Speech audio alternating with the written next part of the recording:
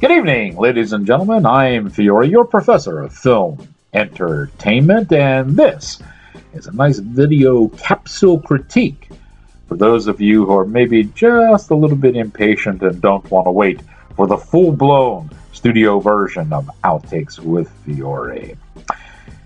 You know, over the last few years, very surprisingly, there have been blockbuster movies released in the dead of winter. Now, we've all come to know and love the summer blockbusters, and of course there are the holiday blockbusters. Can Hollywood actually be attempting to institutionalize the winter blockbuster? Cinematic class is about to begin, and the professor is in.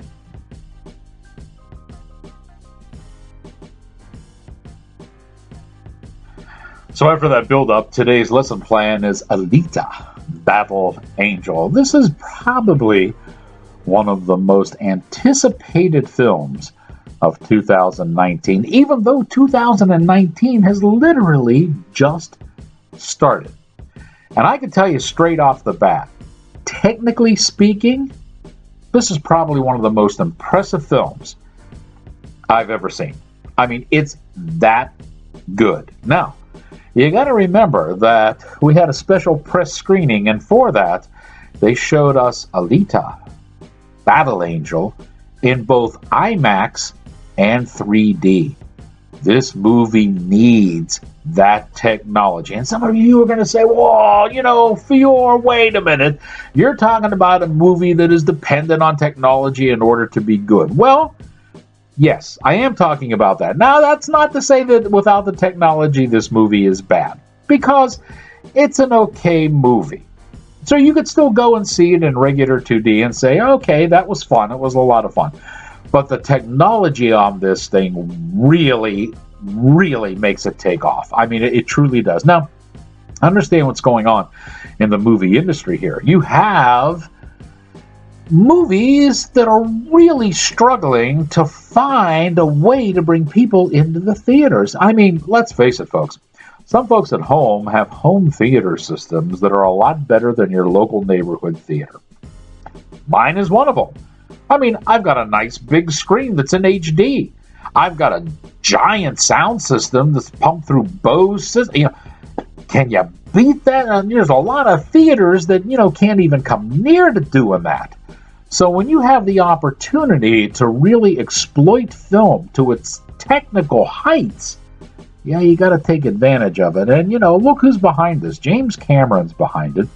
And certainly he knows an awful lot about doing technology for films. And one of my favorite directors of all time, Robert Rodriguez, helms this whole thing. And it's typical Robert Rodriguez. He uses maybe the first reel to set up the premise, and he's off to the races. I mean, it's just action galore. But it's action that really needs the technology, because otherwise it's action we've all seen before. Yeah, especially if you're somebody who's as old as I am. Something like A City in the Sky holds no great ooh, because we've seen it in Star Wars. You can see a lot of different robots with human faces, but we've kind of seen that before. Peter Weller was doing it back in the 80s when he did the original RoboCop. And this game that they have running through the movie, this thing called Moneyball, is nothing more than what James Caan did back in the 1970s in the original movie Rollerball. And let me tell you that some of the Moneyball scenes in ALITA, Battle Angel, look like they've been purloined almost verbatim from that movie back in the 1970s. Yeah, so if you're old enough, or if you're a fan of films, you'll look at a lot of this and say, I've seen that before, been there, done that. Now, the technology is really enhanced, but it's familiar technology. It's what they call the capture motion rather than straight out CGI, okay? That's where they take the actor and they put him in a special suit and they stick him with all kind of sticky things all over them, and then that's transferred into the computer. The SFX guys do their magic, and you get, somebody acting, but acting is as a different type of creature or form. And it's good. It's the same thing we've seen in Avatar. Okay, they've done that.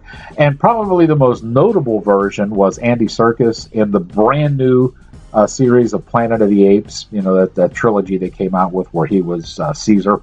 Yeah, that type of thing. And it's more that is used in this, because it's more of a...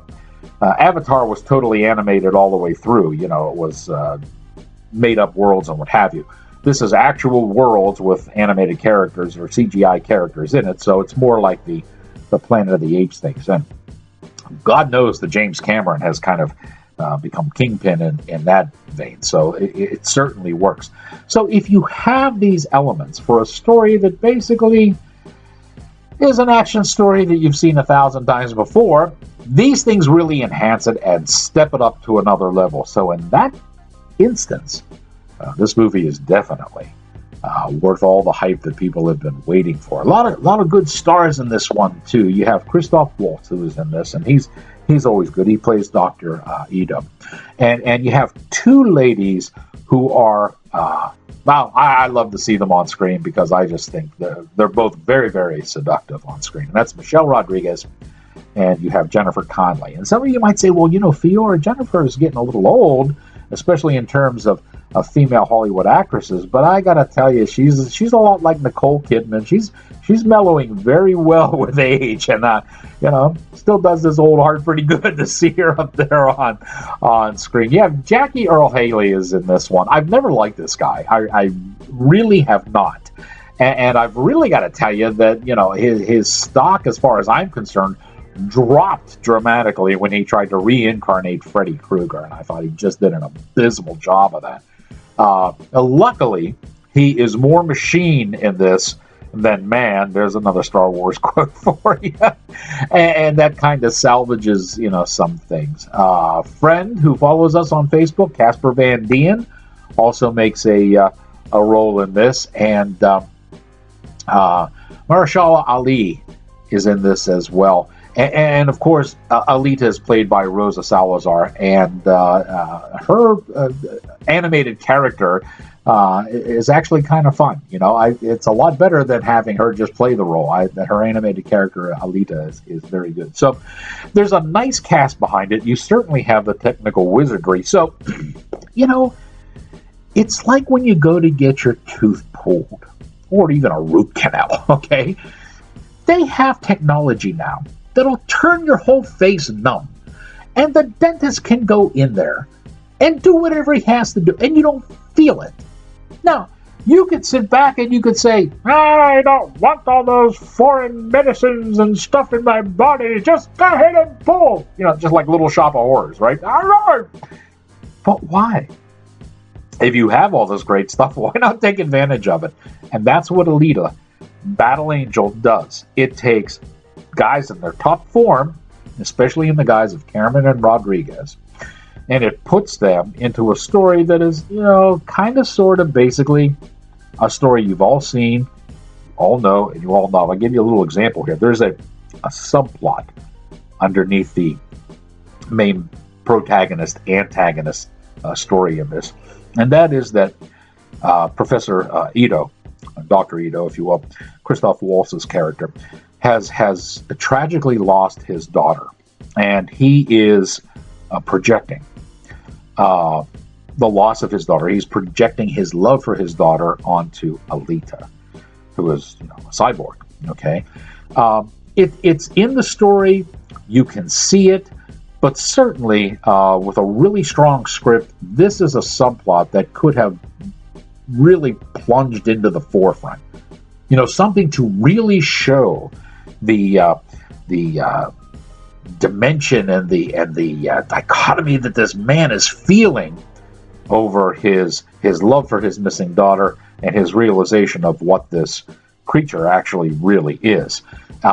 It's given very short shrift in the movie, and certainly it could have been one of the more dramatic points of ALITA, Battle Angel.